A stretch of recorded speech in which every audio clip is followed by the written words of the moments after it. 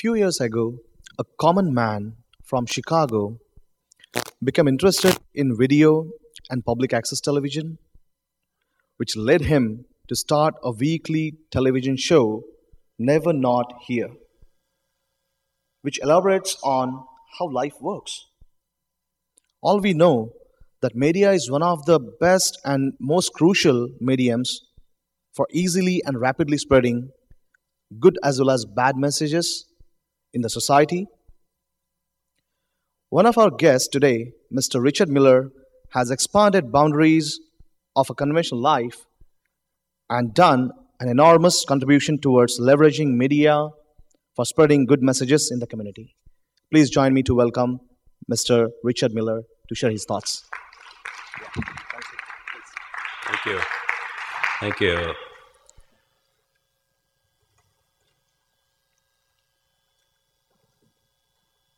I feel I have so much to say, and I feel that what's welling up in me is just the human condition, because we all have so much to say. We're all so full of conversation, and we're so full of wisdom.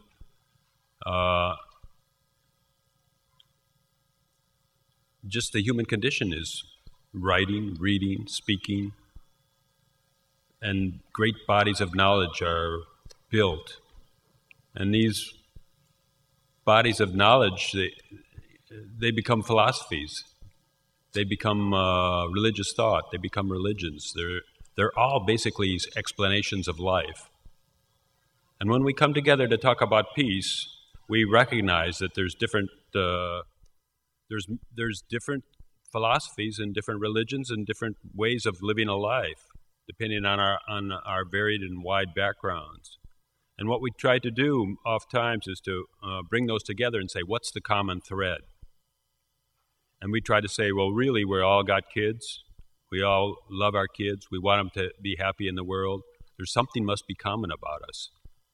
And I think that works. That's worked up till now, the way power has been divided and the way we've looked at the world. Because we've generally looked at the world just through the major players. And the major players are those main religions. We've seen them up on the screen.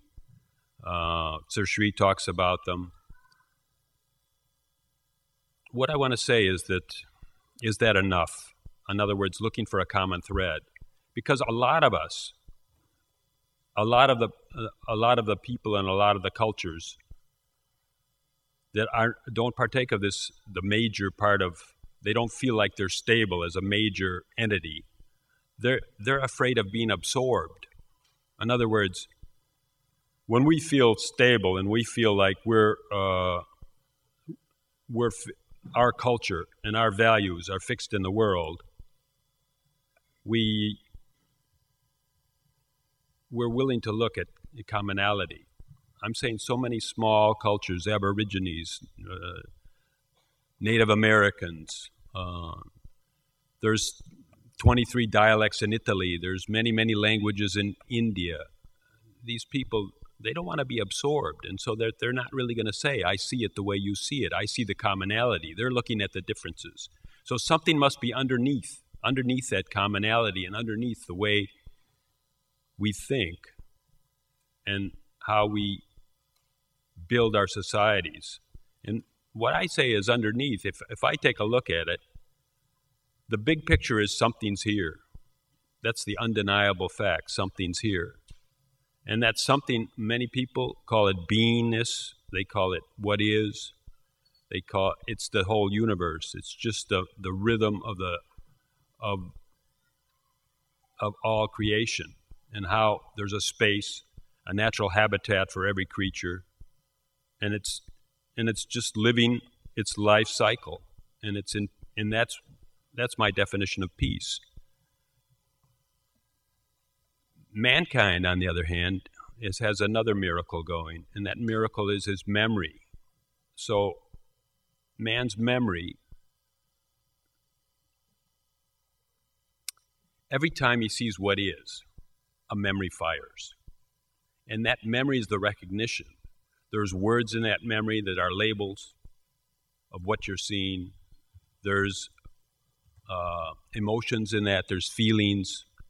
The whole human experience comes out of a memory and kind of a categorization of what is. And so that memory is our thoughts. And so our thoughts are what are building our differences, what build the different religions, what build the different philosophies. Now, a thought is basically constructed out of a sound because words are sounds. And somehow, don't ask me how, but somehow, over the eons, if you want to believe in evolution, but somehow these words, these sounds, got related to meanings. So a word is a symbol for a thing, or a word is a symbol for a concept. And basically there's just a couple of possibilities. One possibility is that it's rock solid one-to-one correspondence. Each word equals one thing, and that's the way it is. And we're really talking about reality.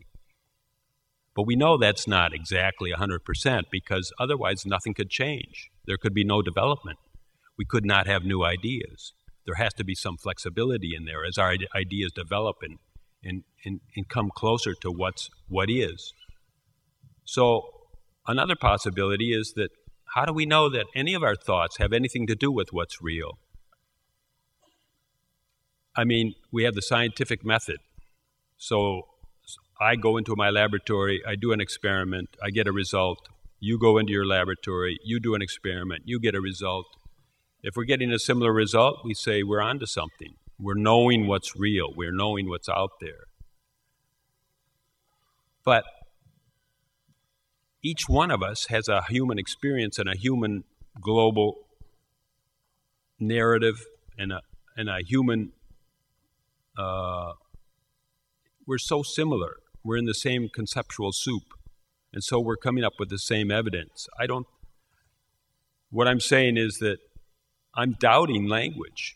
I'm doubting the importance of all our structures and all our morals and all our thought patterns, all these great bodies of wisdom, all our philosophies. I'm just saying, leave a little room for doubt. And why is it so important that we impress our moralities onto everyone else and that they impress theirs onto us? So what I'm saying is something's here.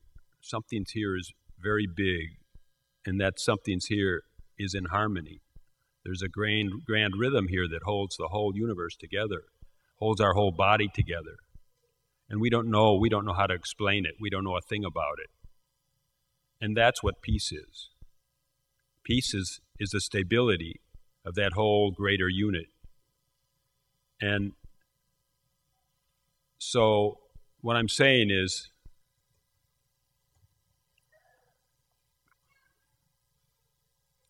that's the peace that Tej Gyan is talking about, the peace that we have to find underneath all our righteousness. And nobody can tell you about peace, because peace has to be your own discovery. Because when anyone tells you how to live or how to be or how to feel or what's good for you, you don't like it. That's slavery. That's not peace. So that's why peace is not even far away. It's not world peace. It's not peace in the Middle East. Somehow it's a peace that each one of us must discover. And this is what I really want to say. We're here at a peace day celebration. And let's just look at our call to action. Why do we do things, at least in the Western society? I don't really know about the third world. I don't know that much about India. I don't know about primitive societies. But what's our call to action in the West?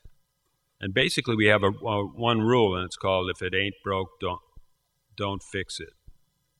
So that means there's a lot of events that we identify in our life. They can be in our family life, in our work life, in our community life, and in the world. And they can also be with our environment. global warming, hole in the ozone, Van Allen belt is unstable, whatever that means. Weather is going. All these situations we've identified, and the way we identify them is conceptually. We tell a story about them, and so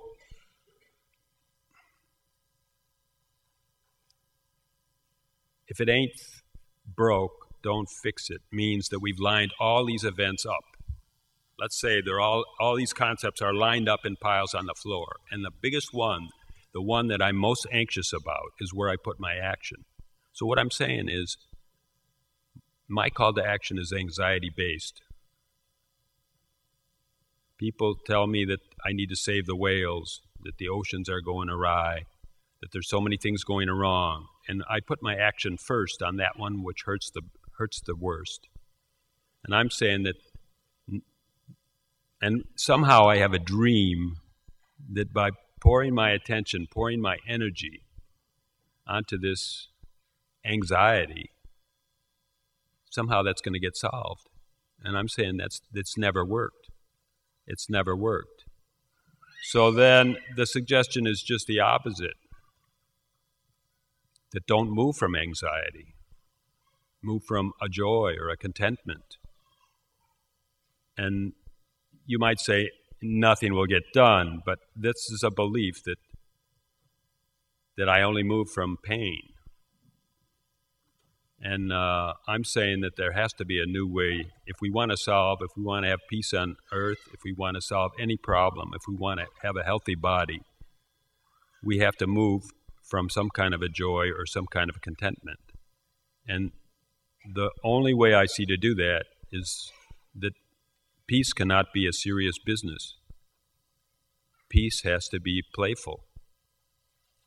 In fact, our whole life has to be playful. We've put all the playful piles or concepts far down the line.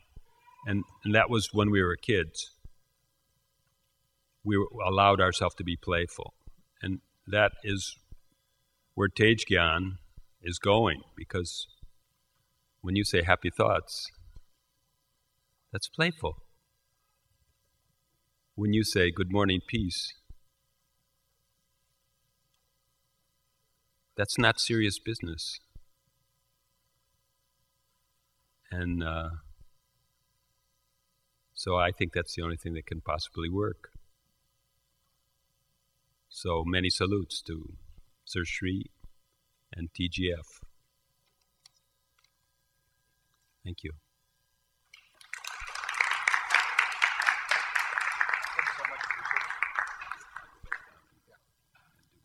Thanks, Richard, for sharing such a valuable thoughts with us.